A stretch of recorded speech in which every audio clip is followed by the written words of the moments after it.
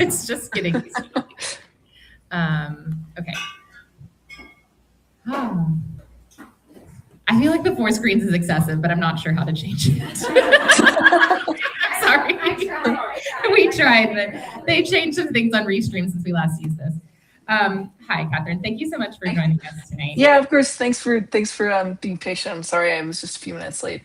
That's okay. I was reading over some questions that everyone gave me to add to the ones that I sent over to you already. And so it gave us all a little more time to get prepared. But yeah, we've enjoyed talking about the book a little bit so far. And I think people would be, to kick things off, would be really curious to know how you arrived to the form of the book and like the fiction and the novella and the memoir, and if one came before the other, or how the form emerged from whatever writing process you went through. Everyone here really likes to know more about writing and the process, so we'd love to dive into that first. Yeah, of course. I mean, first of all, thanks for reading it and thanks for talking to me about it. It's like, I don't take that for granted. Especially a bunch of, seems like Southern, mostly women. That's like, great. Hi. But I think in general, like books for me have always been sort of a side effect from my life. Like I'm doing things, I'm living my life, I'm reading books, I'm watching films, and a book ends up being a kind of side effect of things that I'm interested in or going through, or other things I'm failing to write, or personal life stuff. And so the nonfiction side of this book was completely done it all existed. Everything that was on that side pretty much existed before I really got into writing the fiction. It wasn't my plan from the beginning. I didn't set out and think, wow, I've been through this series of strange experiences. I suppose I'll just write like a book that's part fiction, part nonfiction, or something. Like that was not my first at all. Like I spent the whole first more than a year, on the nonfiction side, where the book begins is literally where the book began for me. It was just the strangeness of,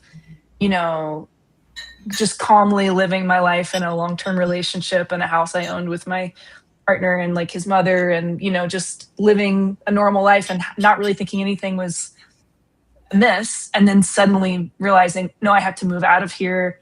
The whole family that I built with these people is like no longer an option, and I have to get away from here like as soon as possible. And that I think these are things that's not like extraordinary because it happened to me. I'm sure like that kind of sudden breakup or upheaval, or it could be a death in the family, it could be a loss of a job or a loss of a friend, or like there's so many things that can put you in that mental state of like, wow, I did not see this coming at all. And so anyway, so that first page of like, I'm in the guest room and this is weird, was like that set off like a whole year of, I didn't write fiction at all. I had a really hard time. I had to revise Biography of X, my last novel, because it wasn't out yet when I was working on this. So I just was kind of, it was really the first time in my adulthood that I wasn't able to write fiction. And I was just kind of talking to friends, spending a lot of time wandering around, like being in the world and being with my friends, and being kind of that first post-pandemic moment too, where it was like you could fly again, you could go somewhere like hesitantly with masks and all these things. So sort of re-entering my friendships. So anyway, this is all just to say like the nonfiction part of the book was written first, but most of the time I was writing it, I don't think I thought I was going to publish it. I just thought, wow, this is going to be a really difficult year to get through. I guess I'll just write in my journal a lot. It's a good thing to do.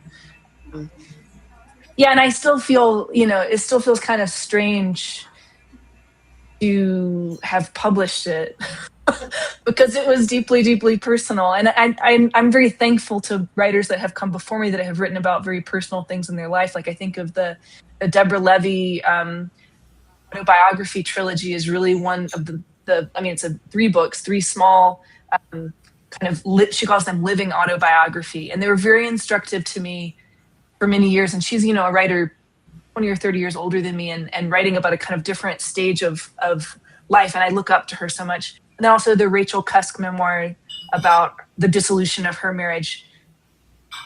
I loved that book so much, and it's also very personal, you know. So I think it just was kind of, I guess by the time I realized, like, I'm writing a lot, I'm not writing any fiction. I guess I sort of was looking back at everything, and I was like, you know what, I think I am writing a book. I've just not really been calling it that.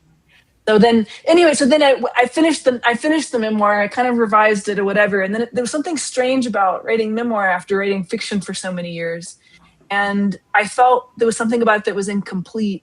Also, because I think writing about religion and, you know, being kind of in some ways sort of post-religion, but then also sort of not, and that was sort of a slippery thing to write about, writing about family and memory and writing about a relationship that was over. It all felt like, well, I'm not reliable. I'm just one part of the story. Like, and of course that's always true with memoir, but there was something about it that really, I was like, I'm not content with this. This doesn't feel completely honest to me, even though it was, you know, very honest.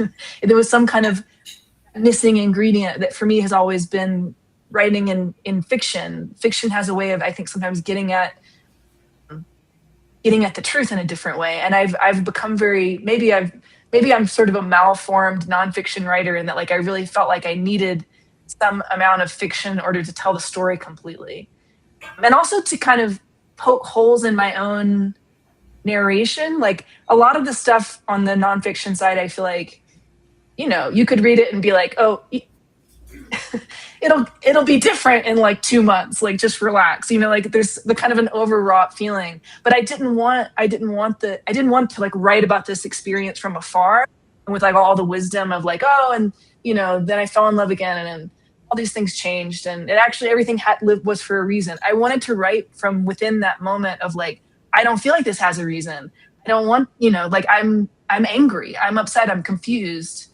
And I think that point of view is no less valid just because later you feel differently. But at the same time, it's sort of like, well, you can't really write a memoir that's all in that mood, or at least I felt like I couldn't, because that's also not totally honest, because things do change, you know. So I wanted to write a book somehow that had room for both, the like kind of childish, narcissistic, like you're trapped in your own situation kind of experience, and also it had other characters sort of looking back and saying, well, that's not the whole story, is it, you know? I might be, don't let me put words in your mouth, but would you say that maybe is why in the fiction side the perspective is more from Marie's side of things, who's a bit like poking holes at Evie, like as they're trying to have the conversation, or was there a reason you chose to kind of have that fiction side be a little more removed? One person here said it sounded almost like it was written like from the other side of a mirror or a glass, like was between, almost was how it felt to them when they were reading it. I like that. I like that point of view. I haven't thought about it like that. I don't think it's so conscious. Like, I guess that's the other nice thing for me about fiction is that, you know, I'm writing all the time, I'm reading all the time. Sometimes I'm like, oh, I wish I could write a new story. Like, I like the experience of writing a short story. Like, I wish one would show up, but I can never force it. Like, really late, like last week, an editor asked me if I would write a story for his magazine. I don't have anything in the works, and I can't force it. I wish I could, because I really like his magazine and I would like to like contribute to it. But to me, it's a very spooky thing, and I don't really feel like I get to decide. Like, I don't like wake up one morning like, oh, I think I'll write a kind of removed narrator. And I think that take on Marie is really correct, and maybe that is why. But I would say, you know, I wrote the fiction kind of all in one go, like about like several months to almost a year after I had sort of decided to put the nonfiction away for a minute and try and figure out what to do with it. And so it wasn't like I was really in the mode of, it wasn't very conscious. You know, I wasn't even, there was still a part of me that was like, maybe this book won't work at all, you know? Yeah. Like, I hope it does, but it might not. So we'll see if I was going to try and write some fiction. At first, it wasn't even like, oh, I'll write this fiction and it'll be with the nonfiction. I was like, maybe I should try and take all these feelings and just write some fiction and just see what happens. But I think it was some point in that process that I started to realize these two pieces could cohabitate in a way. And if I could edit them and sort of, massage them into like one book. And then I don't really remember, I think it was really last minute that I was like, oh, they need to be inverted and they have the same title. And like it was kind of like that answered this feeling that was built up through the process of writing itself. So the form was really the last thing that came. Yeah, that's really interesting. I also had seen that you said, and you also just mentioned now that the nonfiction was written while you were going through it, and then you set aside. Most of it. Some of it was written a little bit later, I should say, but a lot of it was written in the heat of the moment. Right. Was it difficult to come back to it to do the editing piece to put it together with the novella? Yeah, I mean, a lot of things I do edit as I go. Like even like I have a document on my computer that I've been writing on somewhat regularly for like 15 years. And I edit it, and it's not a novel and it's not a memoir, and I don't know what it is, but like I edit as I go. Like it's not a complete mess. It's not like a garbage, it's not like a, brain dump document. It's just like a document where I'm working and I don't know why. And so I a lot of the stuff that was on the nonfiction side, like I like edit as I go. I like the process of like transforming like the mess of a thought into like a coherent sort of good page, like boil it down. I like the editing process. But I could see what you're saying. Like I mean, some of it, I'm sure when I was going back to like editing it, it was a little bit, but I don't know. I think I think I just go into a different mode. It's like, it's time to do your copy edits. It's time to do your edits. Like this is the part of the process where other people are really relying on you to do it at a specific time. So I think that's kind of a relief, because a lot of like writing a book is like, nobody's expecting it from you. And it's really just, you have to set up your own deadlines and motivation and everything. So I'm very thankful when it's time to actually edit, because somebody's expecting it. That's like always kind of a weird thrill. You're like, wow, okay, cool. Yeah. That's a good way to put it, for sure. That when it's under deadline and you have somebody expecting it, then there's pressure to get it done, and maybe like a little more sense of remove as well, since you've got a specific. Yeah, exactly. Yeah. So in my next question, I was going to turn to, so you do write about losing your faith as a younger person, and there are like several parallels that are, they're pretty closely written on the page between losing your faith and losing this partnership that dissolved. Was that something that you saw was percolating when you went back to look at what you had written before? And you were like, oh, I can draw something out of this? Or did you actually use it, you think, at the time to help you kind of understand what was happening with the dissolution of your partnership? Yeah. Well, I've been trying to write about going from being a child and young adult that was pretty extreme and even like losing my faith. Sometimes like I think I've used that exact phrase, but now I'm kind of like, it really feels like it was in this long transformation that I'm still in, that I think I will be in my whole life. I will be in a period of transforming what it means to experience faith of lots of different kinds. But I think there was I was in this very acute, extreme, somewhat hostile way of looking at the world when I was a child into like my teen years. And it was not something that could like, I really think that kind of like when I was 15, 16, 17, and I was learning about all these other cultures and other ways of living in the world and other ways that other people lived, and this way that I had prescribed to a really extreme way of looking at God and Christianity and Jesus and all these things that meant a very prescriptive way of looking at other people. That was what, for me, it was like, I can't be this, it was very extreme. So like, I can't be this prescriptive. I can't tolerate this kind of intolerance. It doesn't feel right in my body. It doesn't feel true anymore. And so that like, but it was upsetting, because like really Christianity and the Bible was my organizing principle from a very young age. And I was very serious about it. And I had my own, it wasn't just because my family was religious. It was like my own thing.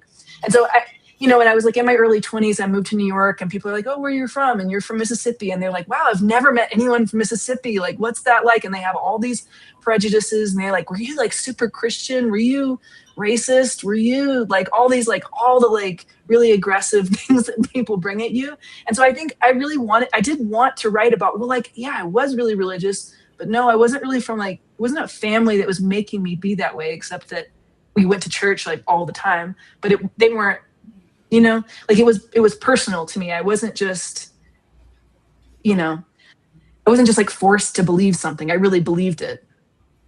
And so I've always been trying to write about that process of like, of losing it, I guess. But then now I really think about it as like, well, so I was 15. Now I'm 41. Really, that's just like no time has passed, really. And if we think about, the history of the planet, the history of Christianity, whatever, it's just like a blip. So really, like what's happened is, to me, it seems like a really long period of time, but actually it's just been this period of time where I feel like, I really from like, 16, 17, 18, like somewhere in there, I was kind of evacuated of the idea of God as like an organizing principle.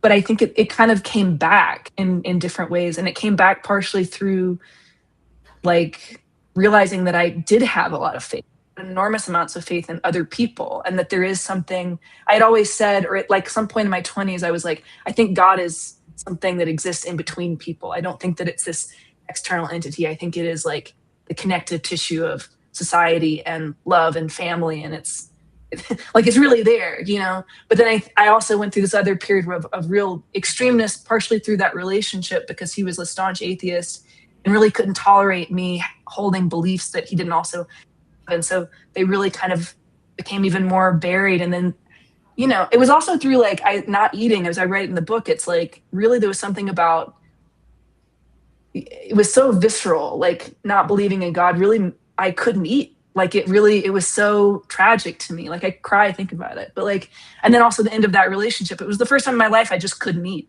Like I like eating, I like cooking. I'm like definitely a food person. And so it was like really the only two times where I truly just was like, had no appetite. And it put me back in that mindset of like what it meant to lose that, Yeah.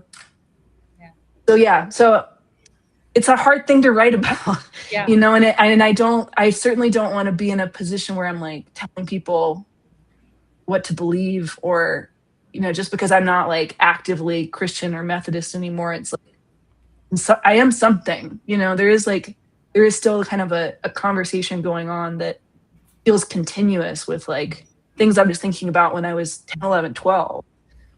Like I haven't learned anything really, we're just still questioning. So I feel like many of us feel that way also. And I watched a little bit of the interview you did at Harvard, I guess maybe earlier when the book came out.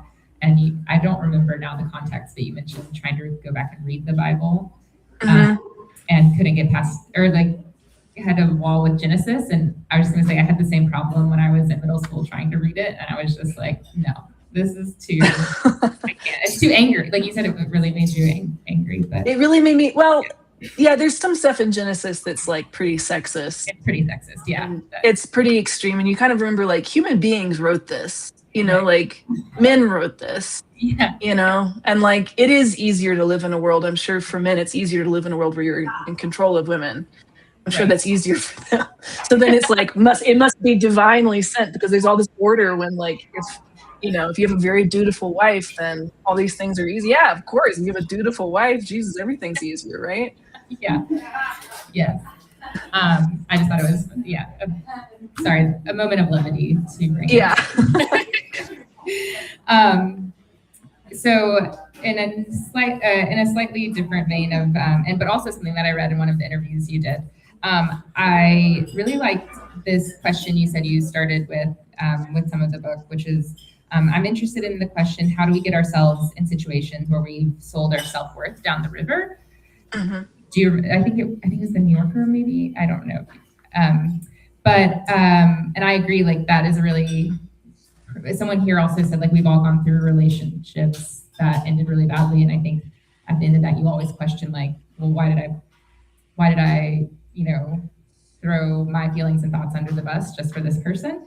And I'm sure there are men who can say that too, but we're all women here, so I think maybe it resonates a little bit differently. Yeah. And I guess I'm wondering if you're still asking that question, or do you think you have any different answers now than when you finished the book or the edits? Yeah. I mean, have answers either.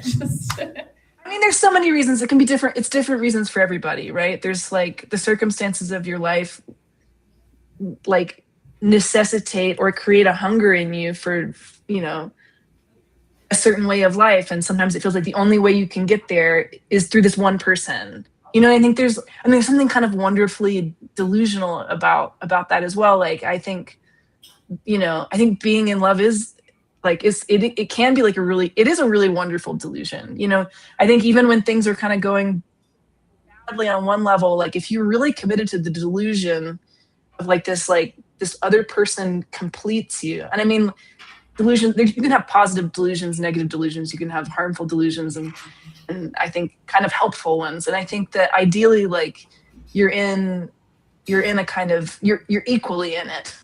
I think that like the problem comes when like one person sort of knows that they hold all the power, you know, that like, I think both people have to, my mom always says this, she was like, you have to feel like you got the better deal.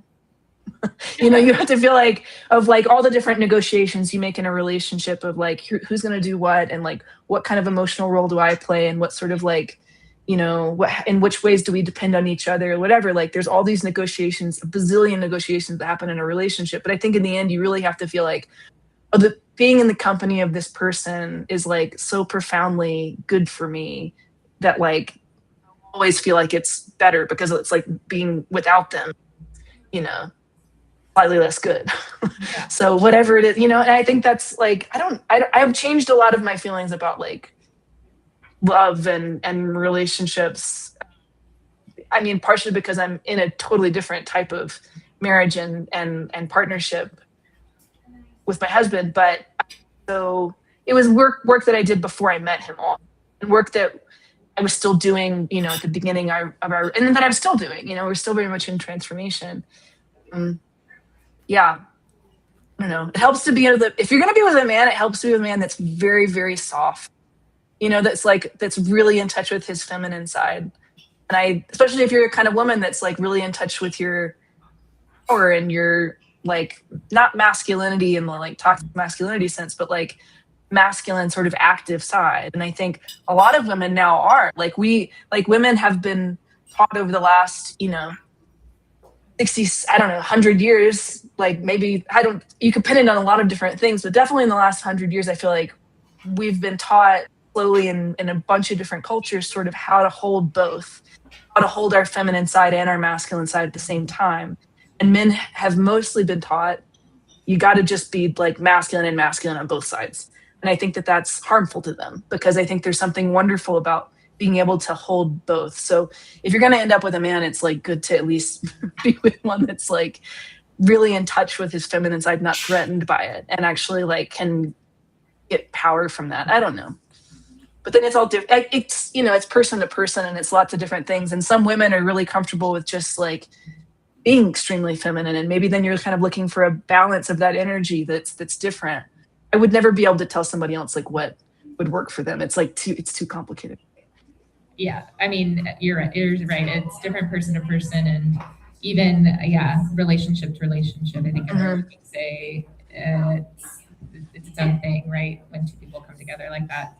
I couldn't quite figure out how to form this as a question, but when I wanted to ask something around like if maybe if you did have a new philosophy, or if you had really intended to write something so philosophical. And I don't know if you ever read way back several years ago, there was a kind of tongue-in-cheek book that came out called How to Date Men When You Hate Men. I saw the title and I thought, oh gosh. Yeah. Good luck to that writer. Right. She worked like on the Daily Show or something, but in the introduction of the book, she kind of is like, here, it was a little bit like how, this is why I think I am allowed to write this book. And it was just like so many men have put out, philosophical treatises, like why not me as a woman writing this? And I thought about that a lot as I reread this book, because you say a lot of really profound things, and it is sort of like a way that you live your life. And I just wasn't sure. You can see why I was having trouble coming up with a question. Yeah, I understand what you're saying. I mean, I think there is something inherently gendered about, like, I don't know. I feel a bunch of different ways about it, but I think that there a lot of times when women are writing like from their life and saying something maybe slightly philosophical or, abstract, and trying to sort of ask these questions that don't really have answers, but they're using their personal life as like part of the way that they're telling that story of like how I'm thinking through this.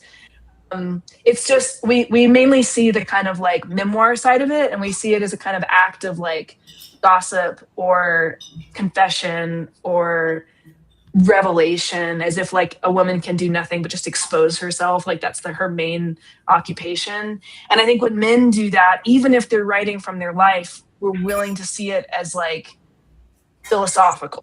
We're willing to see it as like, oh, this man is like bravely writing about what it means to be a father, instead of just like, no, actually you read the book and it's just a bunch of stuff about like he's hanging out with his kids and like his childhood and all these things. It's like, it's not what it means to be a father. It's like how this guy experiences fatherhood. And there's nothing really wrong with that. And so I'm kind of on both sides. I'm like, in some ways, I do think it's a book just about like things that a lot of people go through. I don't like the idea of writing memoir to sort of like prove that you've gone through something extraordinary. I like reading memoirs that are about like ordinary lives a lot of the times, even if they contain, something or another that's extraordinary. The majority of that person's life is going to look a lot like your own, and I think that's the tunnel that you like write through to like reach other people. You don't like reach other people through memoir by like impressing them with the stuff that you've been through that nobody else has been through.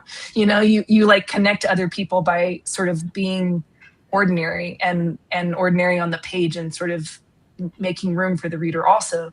But I do think there is that kind of like gendered like edge to it of like, we're more willing to, I think because I used to think that, to write philosophy or to write philosophically is like up here, and just to write memoir is down here. I don't actually think that's true. Like, I think what's wrong with confession, like what's wrong with gossip? I think it's like, it's important also. I don't think that it necessarily has to be like hierarchical in that way. Yeah, I think you're right. And I think one of the other things that made me want to kind of bring this up was that you also had mentioned that you feel you at least hear from a lot more male readers, or you had at the beginning of putting this book out. I was sort of shocked. I was really actually very surprised. There were just a lot of men that wrote to me, like people I knew kind of, and strangers or whatever, than I was expecting. And just about how it resonated with them. Yeah, and just all different sorts of things, and also complaints. Like I got like a really funny email from somebody that was like, I don't remember the guy's name, but saved the email because I thought it was so hilarious. Where he was like, "This is not a Möbius book. This doesn't function the way that the mathematical Möbius strip functions.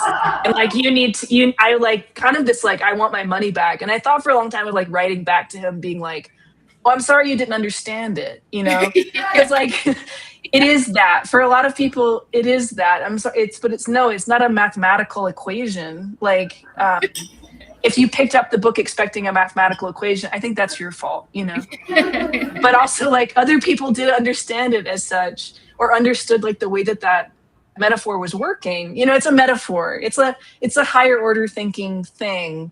And so I don't know, you can't do people's thinking for them. But that was mostly I got nice notes from men, which was just surprising to me. I don't ever expect to hear from them. Yeah, I would say that's surprising to hear, because it does feel like very like female side of this, not just because you're a woman, but like, I don't know. Or even like men that had been through relationships like this, you know? I definitely have like a lot of gay male readers, but it wasn't just them. It was the straight guys also. I don't know. I don't know what compelled. Maybe it was because it referenced a math thing, and so a lot of them were like, "Oh, math, it's for me." Right. Yeah. Little did they know, I don't know anything about math. That's funny. Okay. I also wanted to touch on the questions about like memory versus reality, which is really highlighted on both sides of the book. The memoir and the novella. And I guess how were you grappling with that when you were writing them, and were you trying to answer any specific question with the, reality versus how much of what you remember was real? Yeah. Yeah. I mean, as much as I could, I verified everything on the memoir, like insofar as I was able to. Although I did have this really weird experience of like, there's this part. Well, there was a scene I wrote with my brother where like he came to me and was like, "Did you know that Dad hit Mom?" And he was like, my brother's a couple years older than me, and I was just like, yeah, like I vividly remember that. Like it's not just like I know it, like I remember it. And he didn't know for some reason until right in that moment. And then he told me this like anecdote of like this time apparently that our father punched one of his employees, allegedly as self-defense, whatever, the employee sued and whatever. There's that little scene. So there was that scene. And anytime somebody in my life was in the book, I gave them the scene like long before it was published, and I made sure like, are you comfortable with, because I'm not trying to like write an expose. And it was like, it was not the kind of memoir where it's like, well, this is just how I remember it. Like, fuck all you guys. Like, I really was like, I want to make sure I'm not like crossing any boundaries in anything that I'm saying. And so I gave it to my brother, and this was about a year after we'd had the conversation or more. And he fully didn't remember the conversation. And he was like, he was like, Dad hit Mom? I didn't know that. And I was like, and then I was like, am I wrong? And so like, I went back and like checked my diary. I had written about it like at the time that we'd had that conversation. So I was like, wow. I mean, like sometimes some of us like hold on to memories that are upsetting. And some of us, like my brother, who I think is like a higher evolved species in some ways, like he's just deletes things that he doesn't want to know.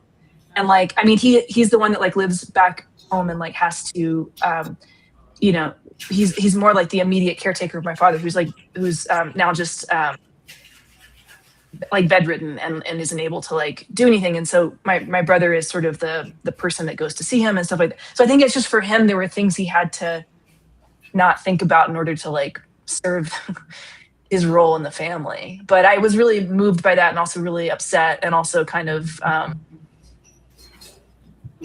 it just was all the more reason to include a lot of fiction in this like otherwise nonfiction book, because I think there are things that I decided not to write about on the memoir side that were like perhaps pertinent to the story, but I couldn't write it with, I couldn't totally be sure, I only wrote about things that I really could almost, would legally hold up in court. Is anyone like coming after me? It's not that kind of memoir.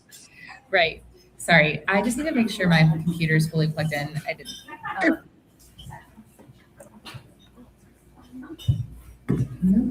Yeah. Okay. Sorry about that. I mean, that kind of leads into one of the questions I wanted to ask too, is are you nervous about putting this out there at all in terms of legal repercussions or displeasing anyone? I mean, I think the big question is with displeasing your former partner, but I don't know in your brain at that point. Anytime he's meant, I mean, there are things I thought about putting in the book that I didn't put in the book because I was like,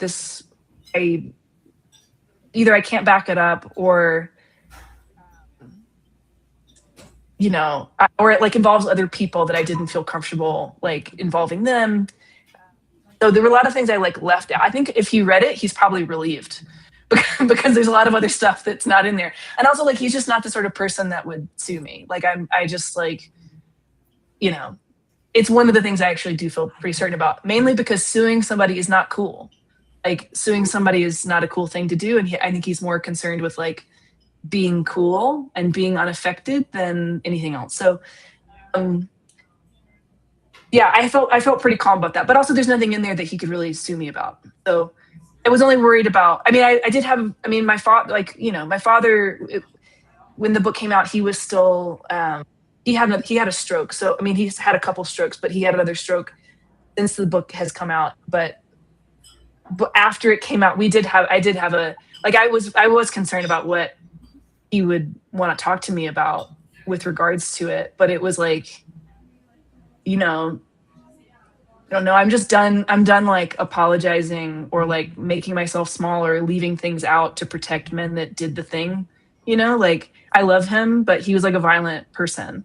Yeah. And he got over a lot of that. And like we healed our relationship in a lot of ways. But like, I don't know, when you have a childhood that's marked by that kind of power, I think that that stays with you. And you know, I'm sad that that's what happened, but I don't think that I shouldn't write about it because it's going to hurt his feelings.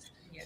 And I think that honestly, there's a lot of stuff people don't write about because they're worried about hurting the feelings of the perpetrator. And I think I like kind of got to that point in the narrative and I was like, well, you know, you write it and then you decide later if you're going to publish it. And I was like, I found no reason to take it out.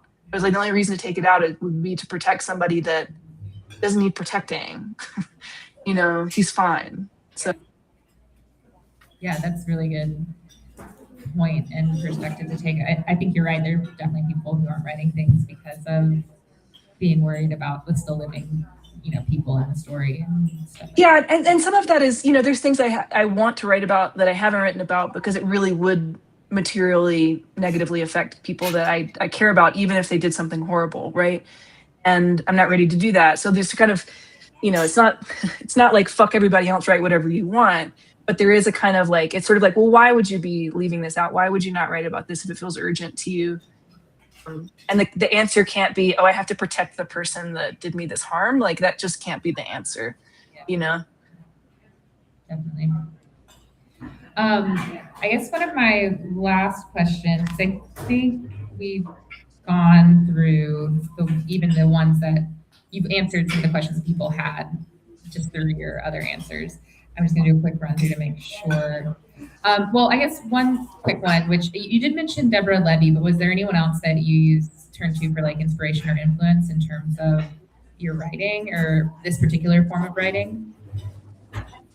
Ooh, I mean, I always blank when it's like, what were the books? I mean, I was reading, there was I reference a lot of books in the book, but there's one by, not Jacqueline Rose, it's Gwendolyn Rose, it's her sister. I can't remember.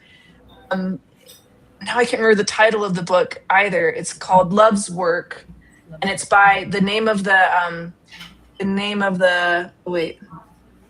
I think because you're looking something up, maybe your screen. My screen went away. Yeah, I'm not going to look it up. I can't remember what it's called. I think it's called Love's Work, and the last name of the writer is Rose. And that book kind of fell into my lap one morning, and I spent a day with it, and it was really important. And then, like on a totally different like mood, that like the work of Seneca, on grief and grieving was informative, even though I never thought that I would cite somebody like Seneca as like a formative book, but it really was important to me in like the writing of at least the nonfiction side. I mean, on the fiction side, I almost feel like the plays of Annie Baker were really important to me because I was kind of at a certain point realized that the fiction, the novella side was sort of functioning almost like a play, like a one-act play. And I love all of her plays. And I mean, I've seen them staged. I've seen a couple of them staged, but mainly I've just read her, Annie Baker. I think she's an incredible mind. I can't think of any other right now, but I know there were like a million others that's sort of like annoying. I thank a bunch of people and things at the end of the book. And I think there's a works cited that page. I mean, it's the end, it's the middle, whatever. In the middle, it happens twice. There's like a works cited page or like I think it's called Works Consulted or something.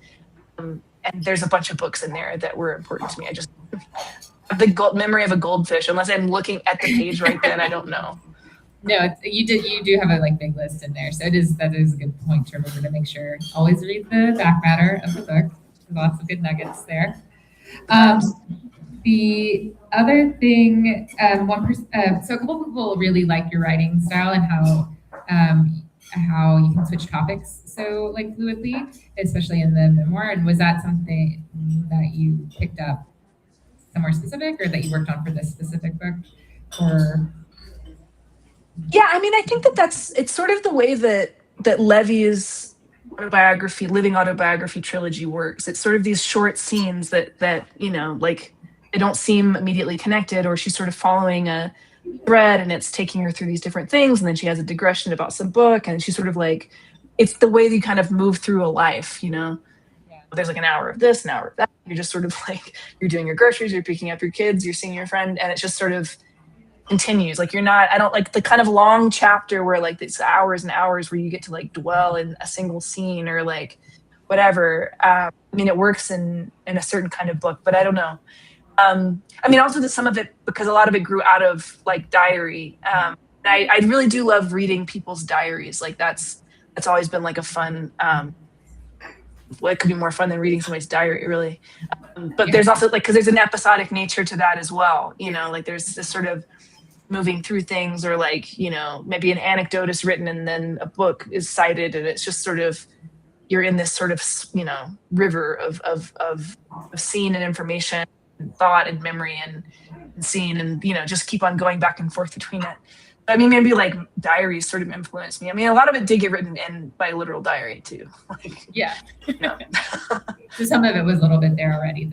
Yeah, it just sort of mimicked also I think this is also just like what happens if you're in, you know, a period of this type of grief, is that things do sort of start boiling down to like these like instances, you know.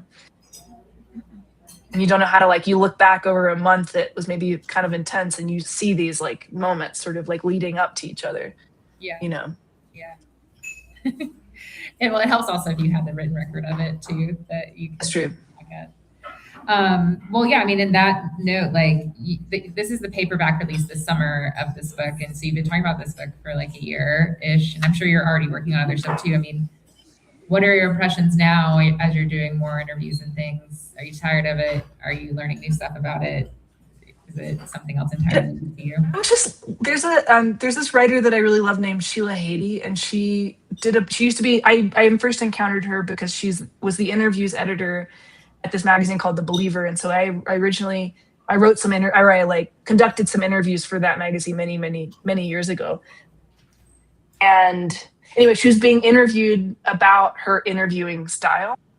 And she was saying something like, you know, a lot of times if you're interviewing somebody that's been interviewed a bunch of times about something, like the last thing you want is for them to just repeat an answer to you that they've already given a bunch of other times. And so I kind of think of like, anytime I'm interviewed for something, it's sort of a challenge even if I have to kind of relay some of the same information, can I find a way to make it new for myself and not just be on automatic and not see it as, I mean, I think it's a great honor that somebody's like, I would like to formally have a conversation with you, sometimes in front of other people or later I mean, like, what a crazy like honor, really.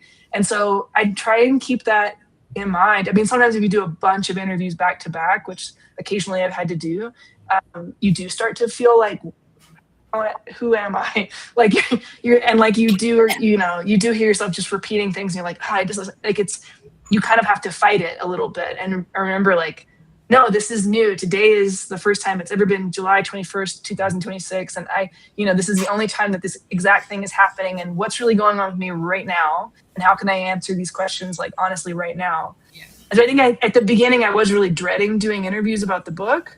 But I think, I mean, a lot of marvelous things have happened. Also, I should say, like, this is really anecdotal, but the woman that my ex was with almost immediately after me, I don't know what happened. I'm not in touch with him, but he was with this woman for like a year and a half. They were married, then they didn't, and they broke up, and he broke up with her in a really similar way. She reached out to me. We had this long, like, heart-to-heart conversation. I was like very moved by her. It was a really intense, interesting conversation. And then about like a week and a half ago, I was in an airport in France at like 4 a.m. and I'm just like barely hanging on. And she recognized me and came up to me. She was there. And so like we had met for the first time in person because she lives in Europe. And so like I had no idea that we had no idea that any of this was happening. And so we actually got to like talk to her, and I found that really like amazing that like I could go through an experience and write about it and like meet somebody that went through, like, the only other person that's really been through the exact same experience almost, like really, really, really similar. And like we've compared notes, and it's sort of like, I just think that's amazing. Like that's so cool. So now I'm feeling a little differently about like what it means to write about your personal life and talk about it and whatever. And I don't really want to do it again because I just enjoy fiction so much. And I do feel like I like writing fiction that's really personal also. Like, it's not like I just go immediately into like pure imagination and write things that are made up. Like I always feel like I'm implicated and invested and like present in my fiction. So I don't know. Hopefully I don't write personal stuff again until I'm like, I think 60 is a great age to, just like Deborah Levy, where she's like she's in that moment of her life. And I think there's real juice in at that time, you know? Or at least like that's what I'm expecting, that she's like set me up to sort of like look forward to that age, you know? Yeah. So I do hope to like write personally, but like later. And I'm like, I wrote another novel, and I really love the novel form. I like it as like a challenge, and how can I be really personal and honest and make something up, you know, at the same time. So do you have something in the works now, like that's coming out? So I have Yeah, actually, I mean, it's just kind of final, like as of kind of today. But thank you. But I mean, I have two things. There's a story collection that's coming out in 2027, January, called My Stalkers. That's been done for a little bit. It was like I knew that was coming. And I'm really proud of it, but it's so hard to sell short stories to people. I love short stories, and I feel like these are short stories I wrote over like a 10-year period. So like they're all collected in one thing. I'm really happy about that. Then I also wrote another novel that's called Gemma, like the woman's name Gemma, or like Emma with a G. I realized I'm like, oh, there's already a novel called Emma, obviously, but mine's called Gemma, and it's. I don't know. I don't have a pitch for it yet. It's short. Okay. It's a short novel. It's like 200 pages. I feel good about that. You can't always decide what kind of, you know, I was writing a different thing for a while that I was starting to realize, oh, this is like a 400-ish page book. And I'm like, it makes me tired to think about like, how do you construct that narrative and keep things aloft? And it takes a lot longer. But then I really enjoy those like books that you just sit down and read all in one sitting, or that like you could read in one sitting. So it's one of those. That sounds excellent. Yeah. Those are really fun. We're doing an event in a couple weeks called Weird Little Books, where it's like it's a weird little book. Yeah. Weird little book. Perfect. Right up our alley. I'm sure. Great. But that's not till 2028. I don't know, like summer 28. Like I can't believe that's what we're talking about, but yeah. So like 2 years. Yeah, that's exciting. Yeah. Well, I think that brings a close to our. Did anyone have any last thing that they wanted to shout out to get in before we let Catherine go? Well, I was going to say we really appreciate you joining us tonight. Thank you. Yeah. On a personal note, I did read this book last summer when I was on a cross-country trip on my bike, and it really gave me a lot to think about and be angry about up some mountains. So I was really kind of happy to come back to it and read it on my couch also, but it was a really fun read for that as well. Thank you. You have a lot of fans here, and we really appreciate you giving us more insight into the book and your writing process. And I appreciate y'all. Thank you for reading it. It's really an honor. Great. Yeah. I'm gonna just lift you up real quick, and then everyone can wave. Okay. Hi. Thank you. All right. All right, y'all have a good dinner. And then all you do is just exit right out. It's a weird exit. Yeah. Okay, cool. Bye. Have Thank a good you night. again. Thanks.